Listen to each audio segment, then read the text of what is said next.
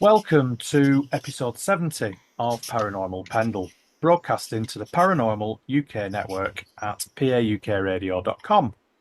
So, before I introduce my guest this evening on this podcast, just a very gentle reminder, please, to everybody who's watching this on my YouTube channel. It would be brilliant if you could subscribe and like the video. And also in the description below, and also on the podcast description, there will be a link to all my links, so social media links, my Buy Me a Coffee page as well, if anybody would like to make a small donation. As I keep saying, this podcast is free. I'm never going to charge for it. So if anybody would like to make a small donation just to help it keep running, that would be brilliant. So that's enough about me. My guest this evening is a gentleman who I am absolutely delighted has agreed to come on the podcast. I do feel like it's a little bit of a coup for me, to be quite honest with you. It's Dr. Ciaran O'Keeffe. Dr. O'Keeffe, Ciaran, welcome. Hello, Craig. Thank you so much for having me on. I'm delighted to be here. No worries. Thank you for coming on. I suppose most people that come onto the podcast and talk about paranormal are believers, mostly. I suspect it may be slightly different with yourself. Obviously, you're a psychologist and a parapsychologist, but I'm really interested in how you got into the parapsychology area and what your interest with the paranormal was that sort of led you into that.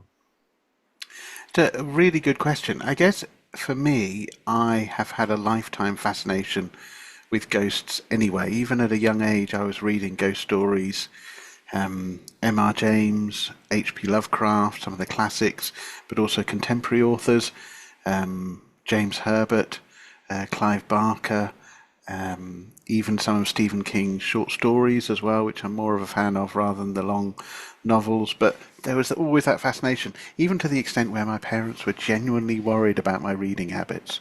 Right. Okay. And that was as a young boy. I mean, that was, 7, 8, 9 years old. I was reading stuff I really shouldn't have been reading. But then about a year or two later, we had Arthur C. Clarke's Mysterious World on television. There was a lovely kind of quirky fiction series, Sapphire and Steel, which kind of stretched the boundaries of imagination. So that was around that same sort of time. And then a couple of years later, the movie Ghostbusters came out. So all of that happened kind of around that time. And if anything, it solidified an already fascination with ghosts. And when I got to kind of my later teens, 17, 18-year-olds, I started to look into the possibility of doing parapsychology more so. And I was quite fortunate to study over in the States and to work at the Institute of Parapsychology in North Carolina in Durham and do a dissertation there. And what's interesting about it, of course, is that I've always had that fascination with ghosts, but a lot of parapsychologists would say, but that doesn't necessarily mean that you would be a parapsychologist, because very few parapsychologists actually get involved in research around ghosts. The majority of their research is around other areas of the paranormal to do with extrasensory perception and psychokinesis and that sort of stuff. But yeah, kind of a long journey, but the fascination has always been there. So do you have any expertise then in those sort of areas as well? Well, it's interesting. I tell my students, when I define parapsychology, you can define it quite broadly as the scientific study of the paranormal. But of course, the paranormal is an enormous subject. And parapsychology doesn't look at every area of the paranormal. It just focuses on 3 areas. ESP, which is telepathy, precognition, and clairvoyance. Psychokinesis, which of course is moving objects with your mind. And then after-death communication, which is around hauntings and mediumship and maybe near-death experiences as well, and a little bit of work into reincarnation.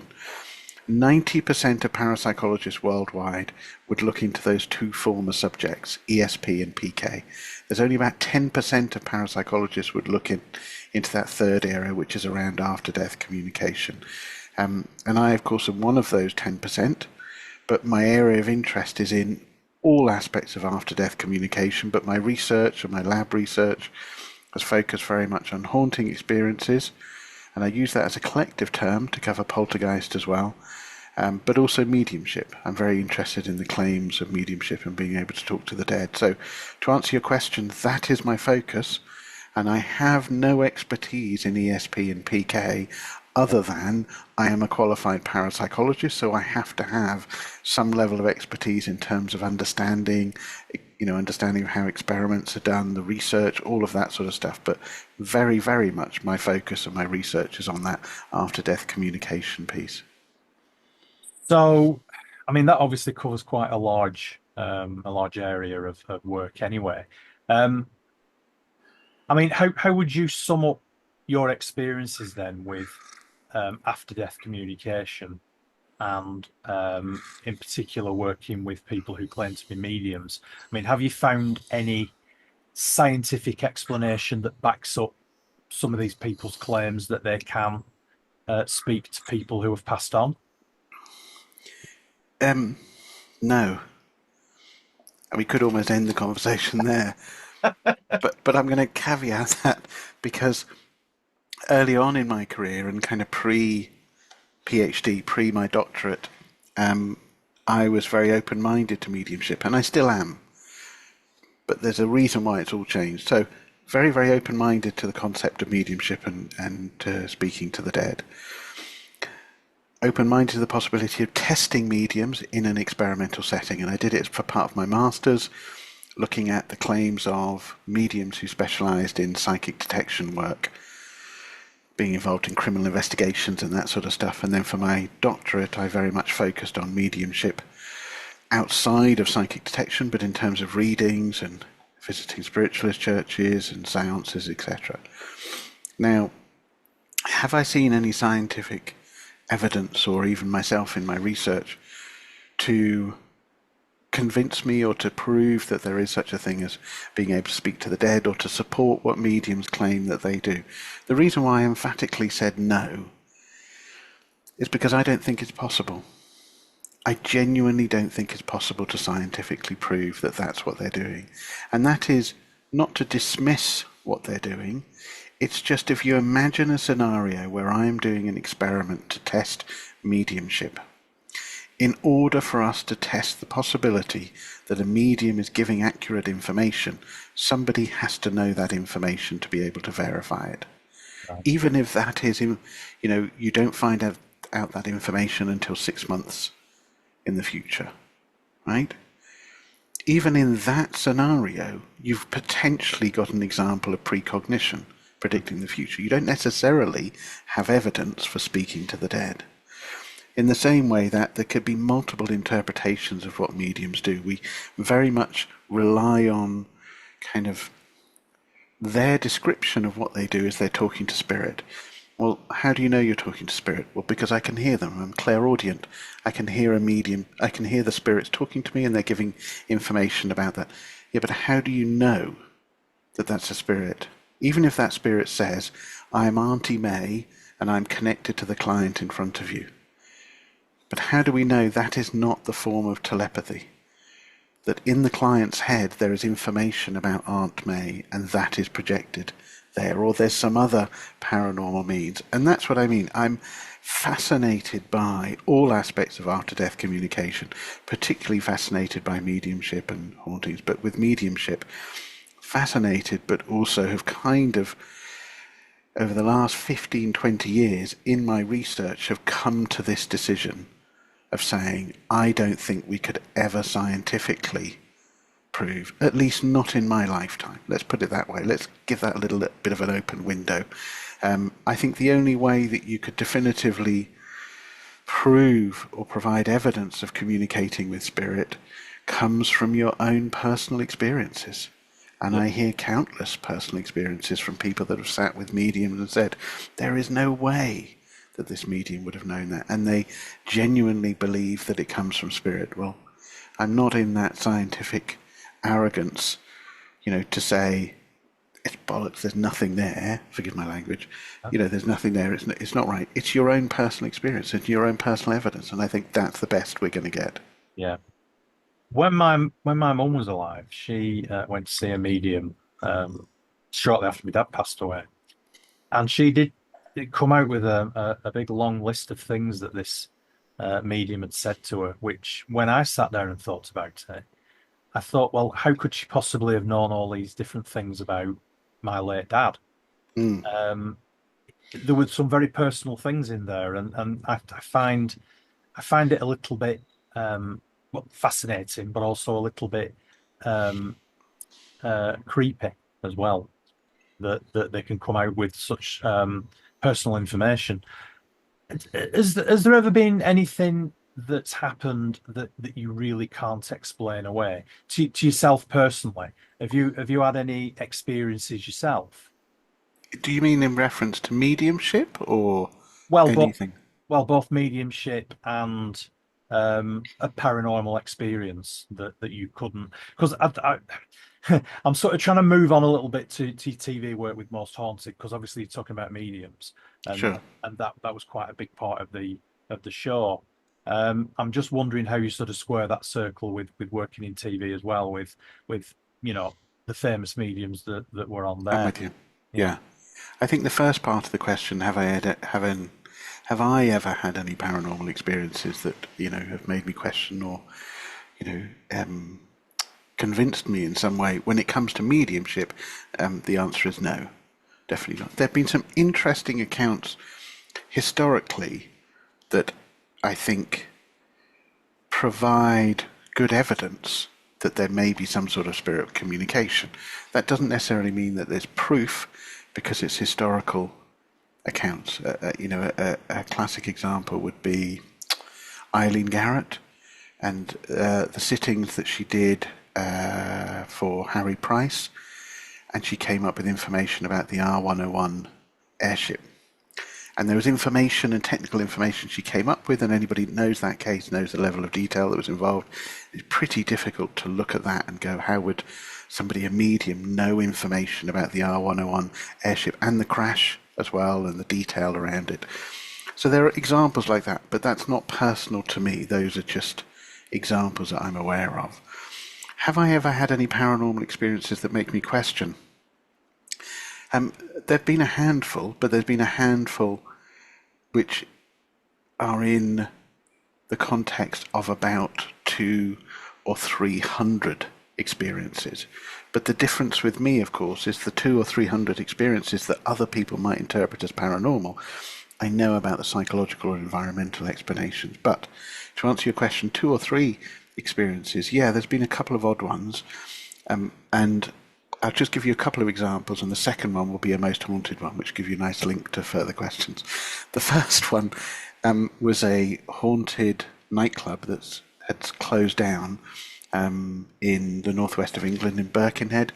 Anybody that's travelled from Liverpool to Birkenhead will know the big tunnel that takes you to Birkenhead. As you come out of the tunnel, you look over to your right, you see a big building, it's a gym, and on the second floor there was a nightclub, and now it's all a big gym. I think there's some luxury flats there. But at the time I was working in the university in Liverpool, and I was called into an investigation by a group called Parascience, who had been called in themselves because of some weird CCTV footage of a fire exit door opening of its own accord. But also the staff feeling as though there was a presence there. There were some glasses that were moving as well, and some shadows that they had seen. But it all was triggered by them conducting a séance late one night after the whole nightclub had closed down.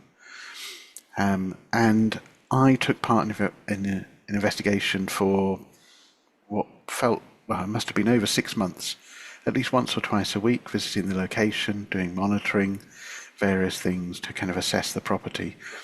And this particular night, all of the staff that were involved in that original séance were there. And they suggested doing a séance to mirror what had happened the first time. And I said, oh, ethically, I'm not sure if this is the right thing to do. It potentially could trigger other phenomena, but it could trigger you because it's quite a traumatic experience. They said, no, it's fine. This place is closed down. After tonight, we're going. We'll never see this place again. And actually, it's just to kind of see where we're sitting and all of this sort of stuff. So they sat there. I was filming with a thermal imager, which is giving relative temperature, and your listeners and viewers will be aware of a thermal imager, kind of that thing that's used in a lot of paranormal shows now. I normally have it set to black and white, though. It doesn't look very colourful, but it's black and white, and the reason why is because as soon as there's a drop in temperature, then it shows up in green. You can instantly see it. So you can see in the dark, but you see that drop in temperature. They were doing a seance for about 20-30 minutes, and they said, it doesn't feel like there's anything here, we might as well stop. And I said, well, no, this is a unique situation for you all to be here. Give it at least another 10-15 minutes, and then we'll call it a day if nothing happens. They carried on, but what I didn't tell them was that on the thermal imager, what I saw was approaching from the sides of the room, kind of approaching the seance table, was this almost like a green fog coming along the floor, approaching the table. And then it seemed to kind of envelop the table, almost like a green fog surrounding them.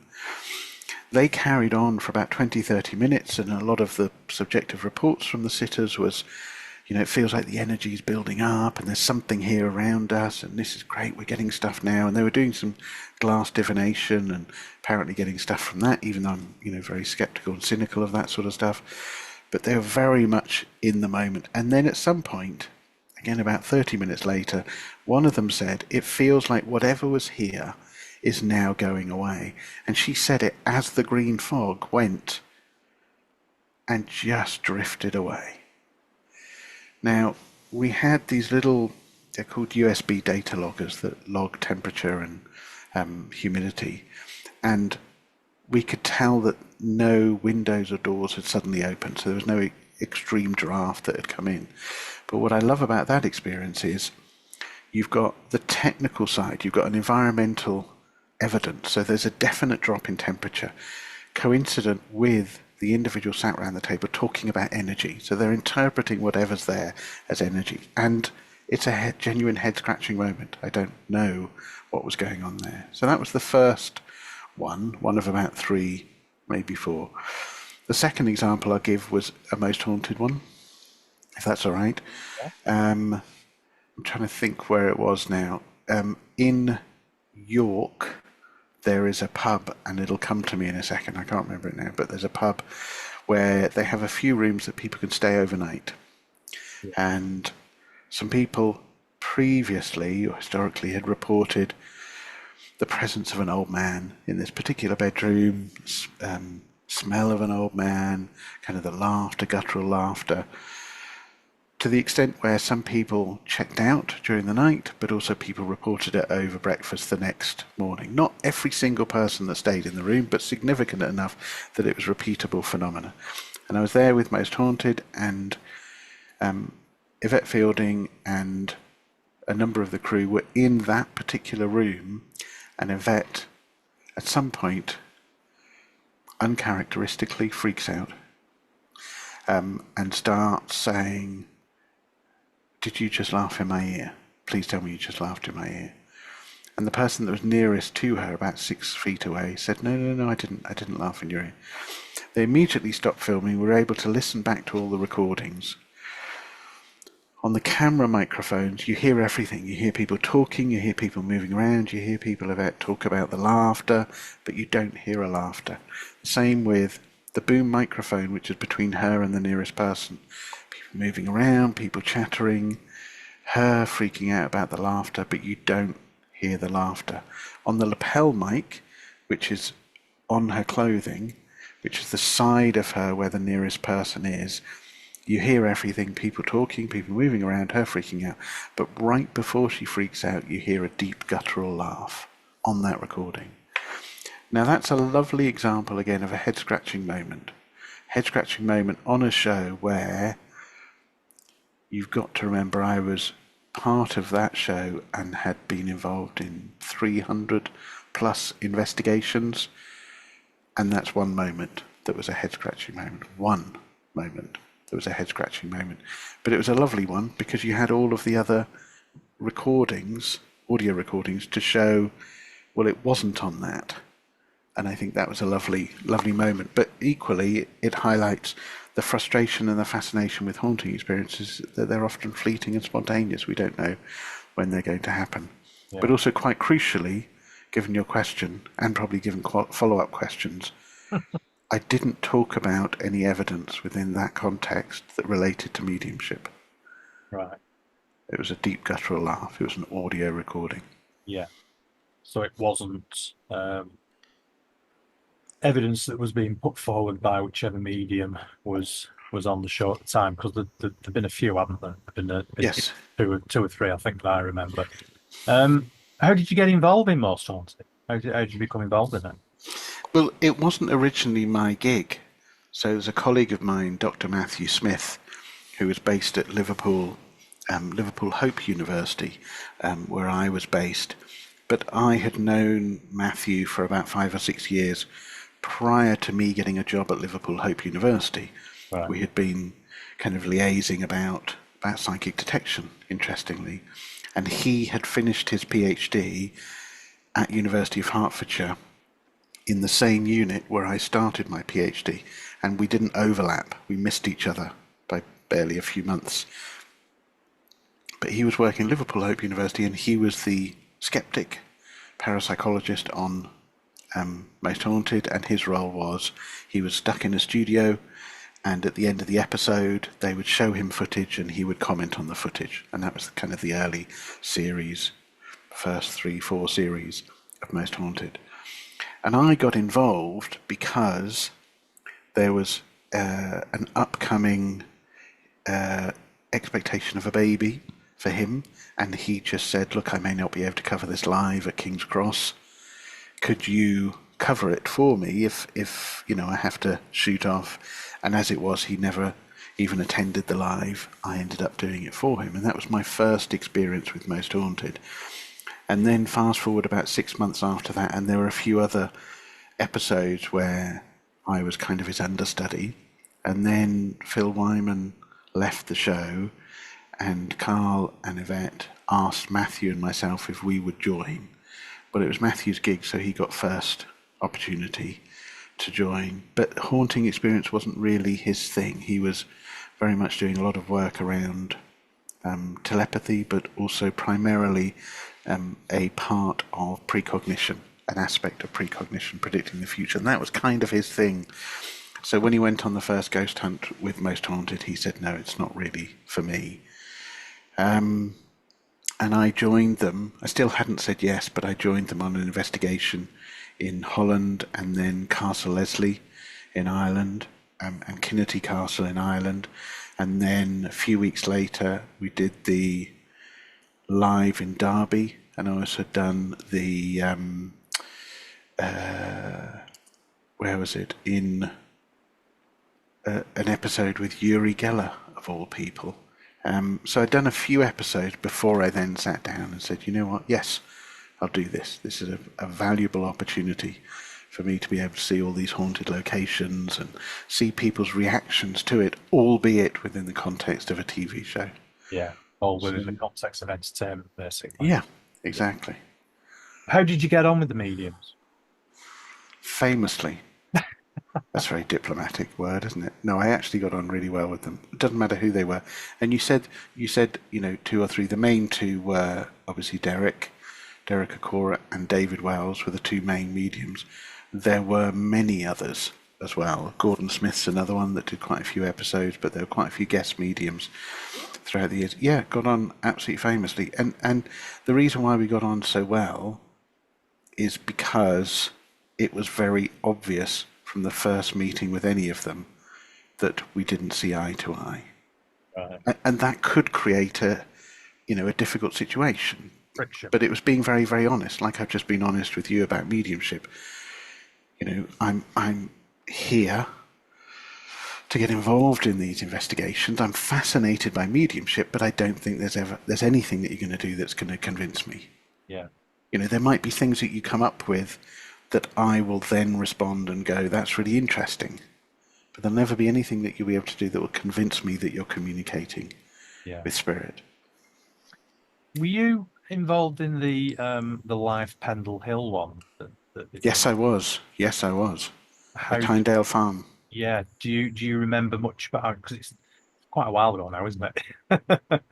It must be Yes. about 20 years ago, because it was actually very shortly after I moved into the area, because I Yeah. do live very, very close to Pendle Hill. And I think it was the October after I moved into the area in the July. So, and we're talking about 20 years ago, so it was quite a while ago. I mean, what do you have any recollections of that at all? Yes, it very much scarred my memory. Okay. In a good way, I think in a good way because I had known before even going there, although there's no expertise there, but I'd heard about, the witch trials from whenever it was, early 1600s, associated with individuals in the area, and we set up camp in Clitheroe, but kind of all that area, Lancashire, and you know, so I'd heard about it beforehand. So I was fascinated by the idea this is what we're going to do.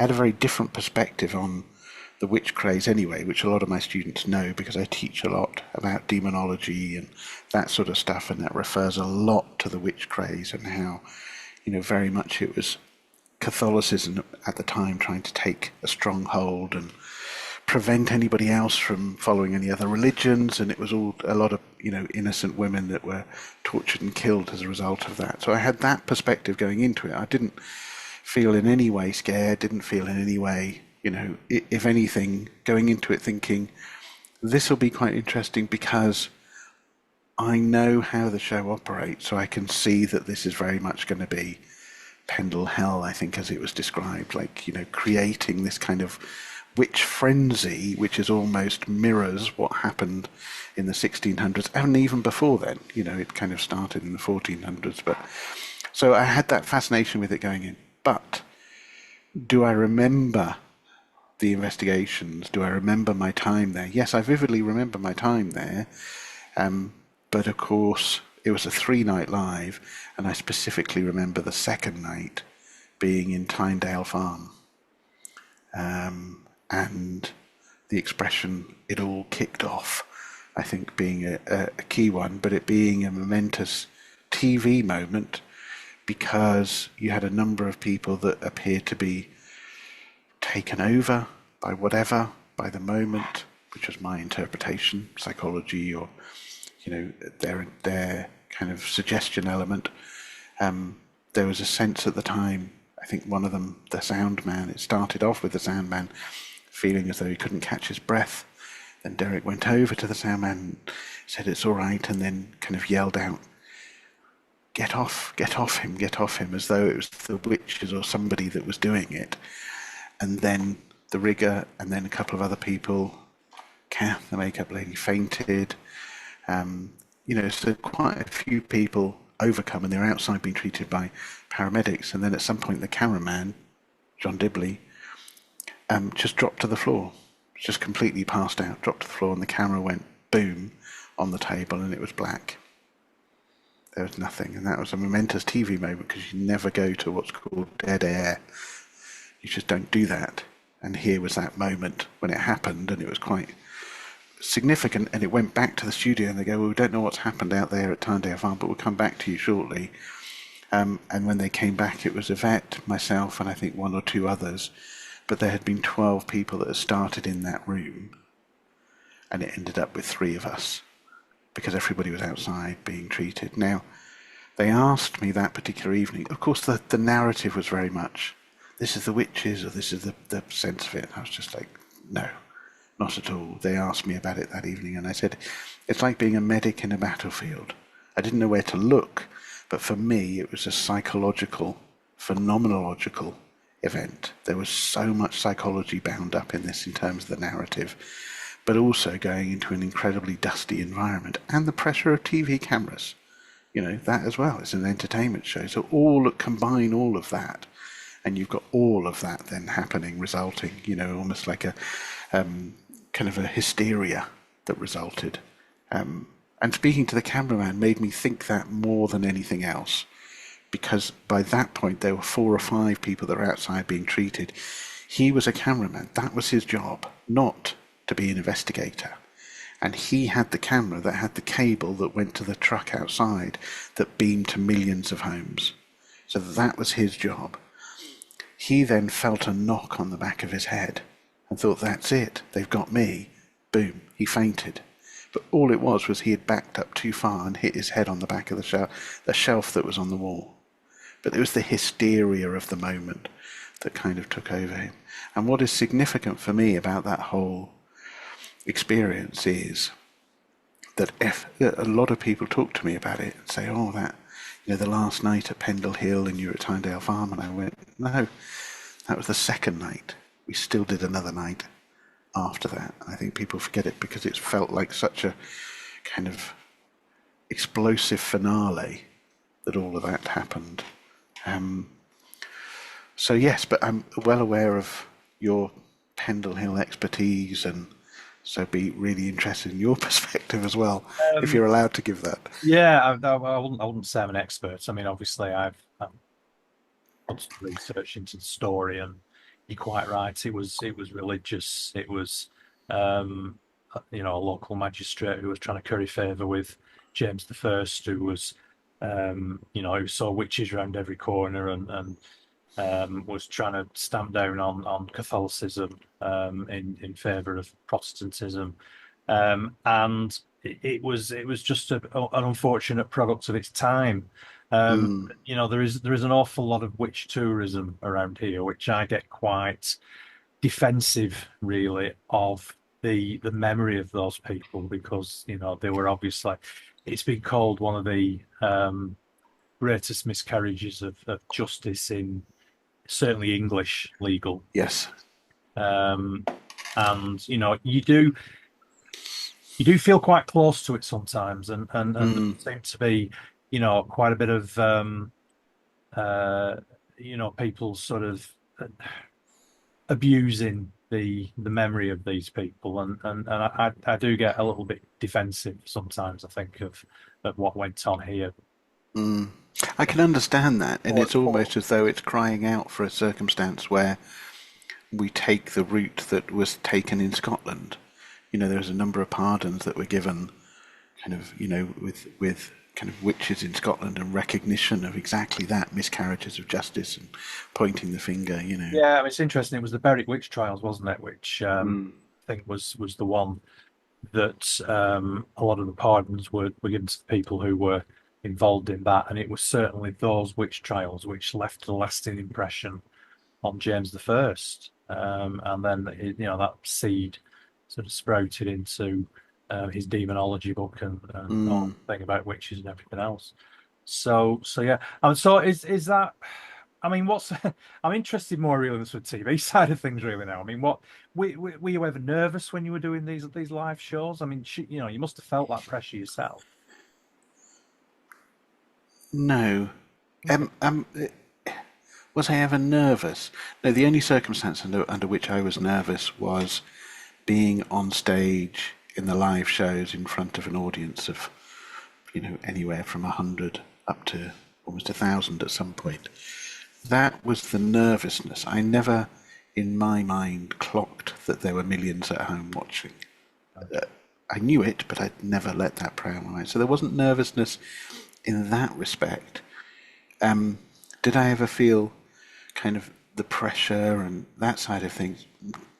No. A lot of people say to me I've got the most difficult job being a skeptic, and there's an element of that I agree with. But on a show like Most Haunted, I think maybe it's my confidence, maybe it's the experience and my research, but I didn't have a problem countering what was happening, because effectively that was my role anyway.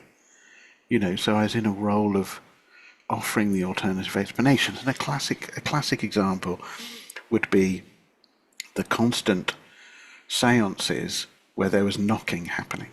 That was a lovely example. Seances where knocking was happening and constantly being questioned by Carl and Yvette and by others around the table to go, Ciaràn, come on.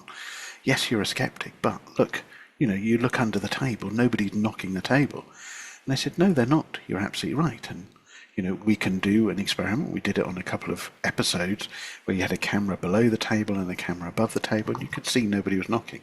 But I kept on saying, however, everybody remove their shoes and socks, please. and let's carry on. And if it continues, then I'll be more impressed. And the response was, we're not going to do that. We're not going to play to the skeptic. We're not going to remove us. Well, why not? Well, because, we've got nothing to prove. Well, then why are you asking me what I think of it? I would be impressed by it if you take your shoes and socks off. Why? Because we know, going back to the 1850s and the Fox sisters in Hydesville, that there were countless incidents of people being able to produce knocking effects because their feet that were responsible for the knocking were disguised by their shoes and socks. If you can take those off and it still happens, I'm happy to say live on air, I'm impressed by this. But I never would. And so I didn't mind being in this role, and I didn't feel the pressure, because I would never back down in a circumstance where I thought, well, no, I'm not. Why am I going to say this is paranormal when it's quite obviously not?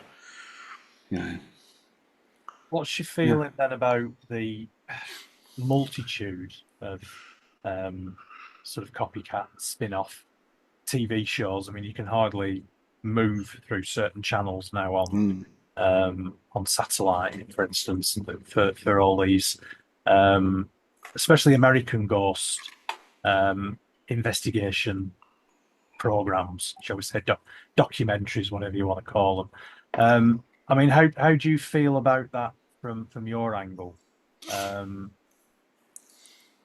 That's a really good question, and I'll be honest, how do I feel about it? I feel quite guilty. Right. I wasn't the one that created the show, but I have a significant role in the influence of Most Haunted on subsequent paranormal TV shows. So yes, of course I feel somewhat responsible for the fact that you've got all these copycat approaches, when in reality that is not how I would do an investigation. And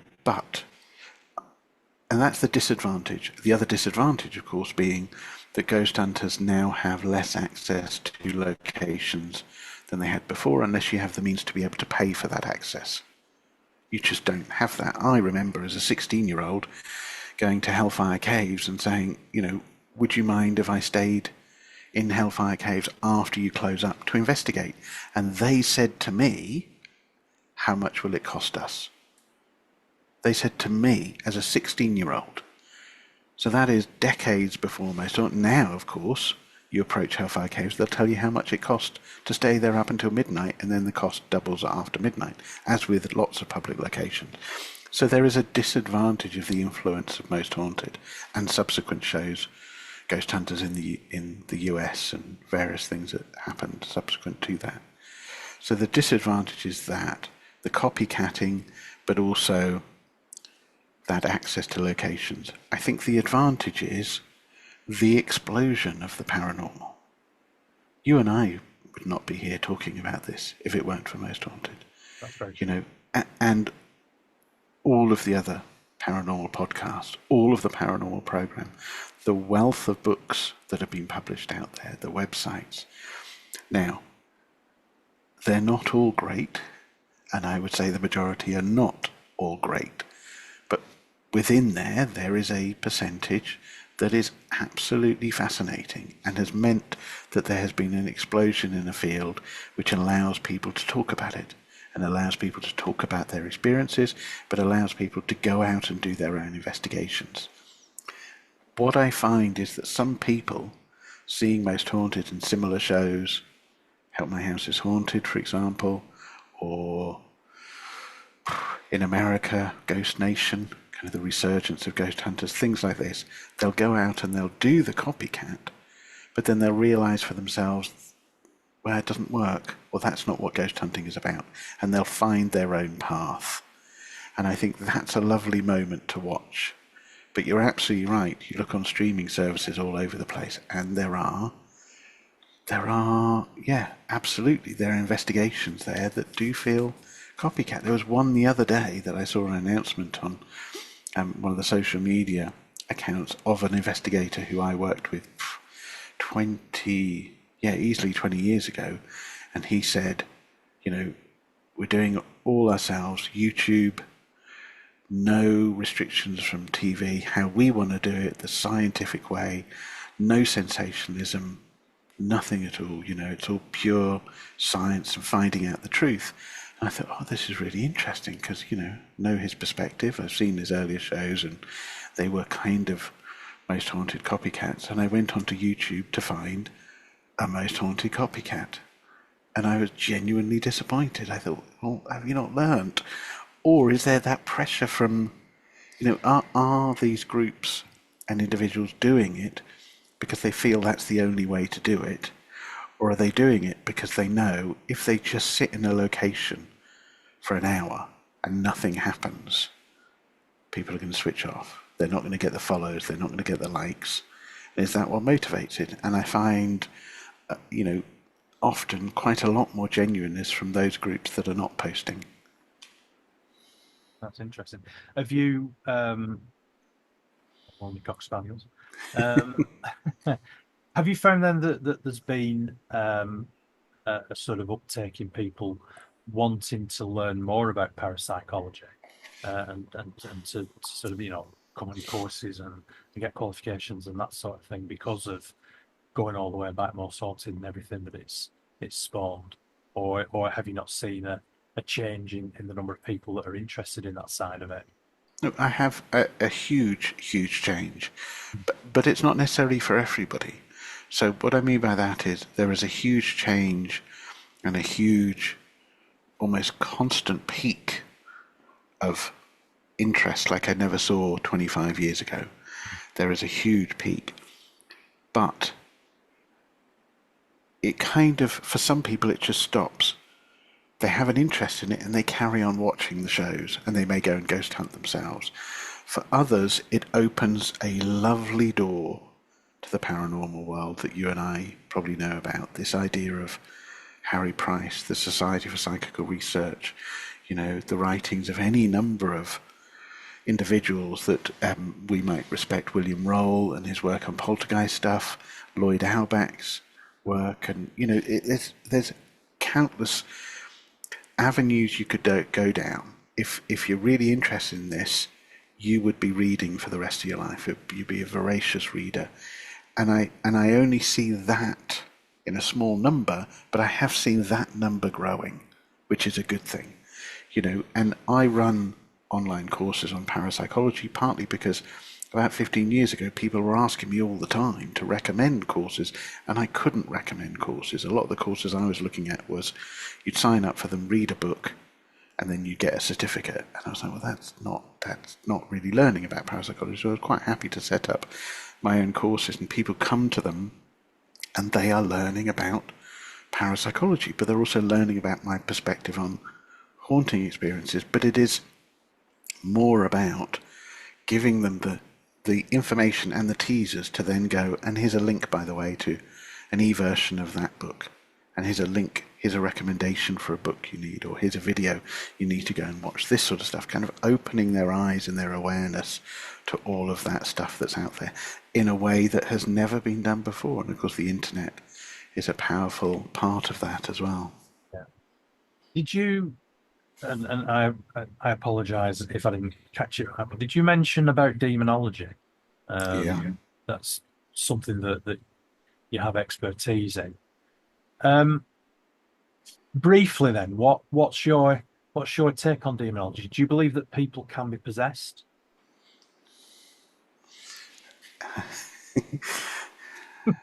Yes, but I don't necessarily think that it's a demon at work. Okay. So, I mentioned about being a parapsychologist and that niche, kind of small 10% area that parapsychologists look at, after-death communication and haunting experiences is my number one. My number two is around what we call religious parapsychology. It's very much the fringe area parapsychology, and there are very few of us looking at it, but there are a lot more individuals looking at it in anthropology or religious studies, that sort of thing. And demonic possession is one of them. I'm fascinated by demonic possession. I've talked to many exorcists about what they do, and been fortunate enough to witness a couple of exorcisms as well, but even signed up to become a qualified demonologist from a university in the States, which involved me reading the book The Demonologist around Ed and Lorraine Warren, sending in an essay and then getting a a certificate that said I was a qualified demonologist, which just shows you how bollocks the area is. It's just complete pseudoscience for a lot of this demonology stuff. But I'm fascinated by it. I'm genuinely fascinated by it. And I think, in answer to your question, do I think people get possessed, genuinely possessed? I think people do, but I think there's a whole range of possible explanations for what's going on. They could be psychological, psychiatric, and neurological.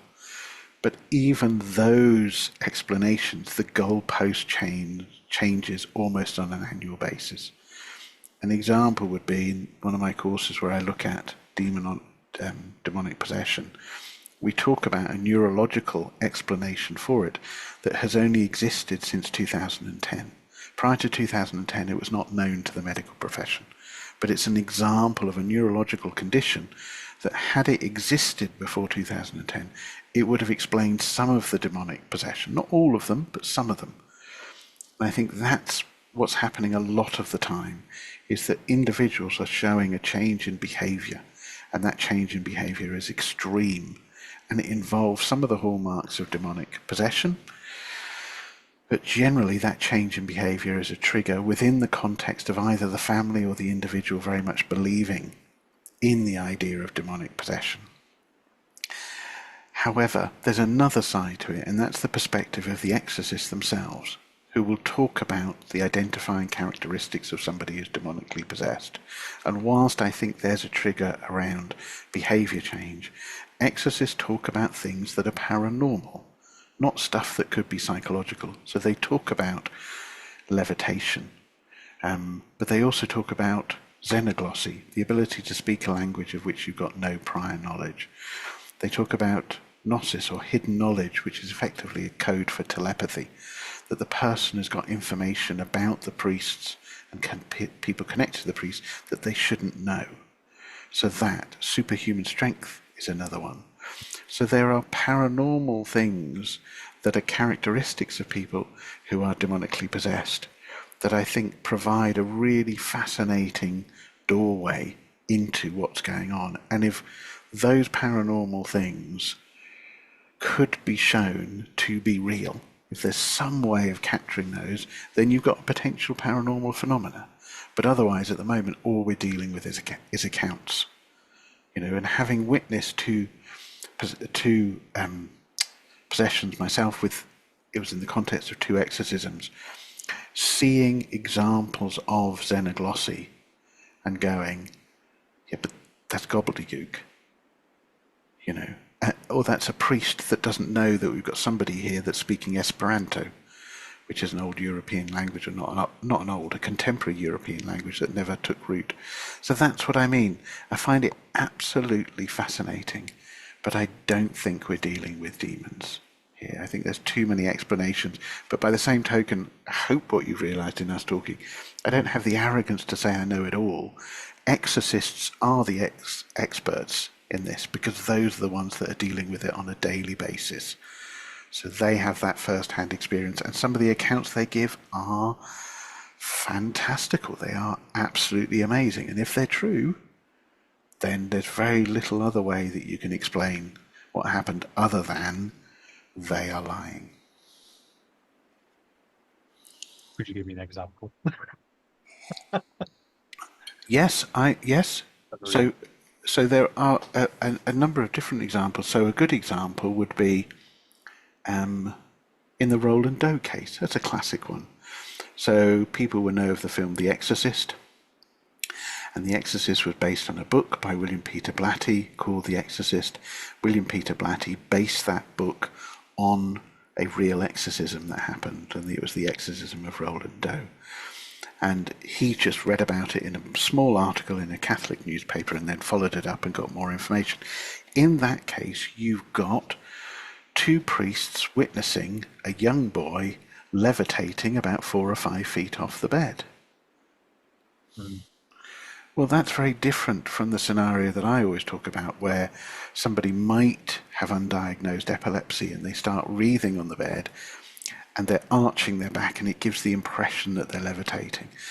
You could therefore say, the that the priest could misinterpret that form of arching and kind of, that fit as being the person levitated a foot or so off the bed. But when they say 4 or 5 feet off the bed, so there's genuine clearance, how can you explain that? Other than they saw an initial slight rising or arching of the back, and then it becomes distorted over time and talking to each other. But when you get that level of levitation, kind of go, how is that possible? Or in an environment, again with the Roland Doe case and countless other examples where there are objects in the room that are thrown at the priests when the individual is in bed, or when they're lying on a table, when they're going through the exorcism ritual, but an object is thrown from one end of the room at the priest, which is really poltergeist activity, if we're being honest, but apparently it's caused by the possessed individual. Now there's an example. If we take on face value their eyewitness account, how can you explain it? And that's what I mean. We're not talking Hollywood level possession of somebody's head spinning and vomiting pea soup and all of that sort of stuff. But there is paranormal characteristics that occur, and levitation is one. Interestingly, not Malachi Martin, Gabriel Amorth, who was the chief exorcist of Rome for many, many years, he talks about exorcising individuals where their eyes turn white, their pupils go up into their heads, and they do that during the exorcism. And that, for me, is also an interesting one. It's not necessarily paranormal, but as a physical characteristic. If you're talking about somebody being exorcised for 2+ hours and their eyes are open, but their pupils have gone up and they're just showing the whites of their eyes for that entire period, that seems very, very odd to me. So those things there, I think, get me questioned. If it wasn't for the fact it's just eyewitness testimony, hasn't been captured, there might be multiple witnesses, but it's in the context of very much a very strong belief that this stuff is true. And it's a very strong religious belief, isn't it, in most cases? Yeah, definitely. So just briefly moving on then, I did a little bit of research before we spoke, and one of the things that I saw was that you'd done a investigation into Hampton Court. Oh yes. How did that go? That was amazing. So Hampton Court Palace, I was involved in the investigation of that back in, it was 2000. Okay. So it's 25 years ago. Right. I was at University of Hertfordshire at the time, and I was part of a research team led by Richard Wiseman. And we had 2 weeks at Hampton Court Palace. Actually living at Hampton Court Palace, it sounds more luxurious than it was. They just showed us some empty cottages and said, there you go, and literally we were in sleeping bags, so it wasn't very glamorous. But when you woke up in the morning, it was, when you saw Hampton Court Palace in front of you. But effectively the research aim was to look at the concept of suggestion. If we suggest to you a place is haunted, you're more likely to have experiences. And the haunted gallery, which is one significant part of Hampton Court Palace, where a lot of people report phenomena associated with a historical event there, we were trying to get people to kind of steer away from it. Either we would tell them that is the haunted part, or we would say, but that's just a tourist trap. The actual haunted part is that corridor over there. And then we would send people into the haunted gallery or into the other corridor with a floor plan, and they would mark on the floor plan where they had experiences, expecting that wherever we said was haunted, more people would have experiences. And what we found was that that was not the case at all. That where people had more experiences was in the haunted gallery, and was in the parts of the haunted gallery where people had reported experiences for several hundred years. So we had a curator who had accumulated all the notes and diary notes and guest book notes from about 200-300 years, and he, kind of blind to where everybody else had marked, where the ghostly experiences had. We got him to mark on a floor plan, based on all of the information you've gathered, where are the peak locations in the haunted gallery, and he marked them. And the majority of people that had experiences in the haunted gallery were exactly where people had had them for 200-300 years.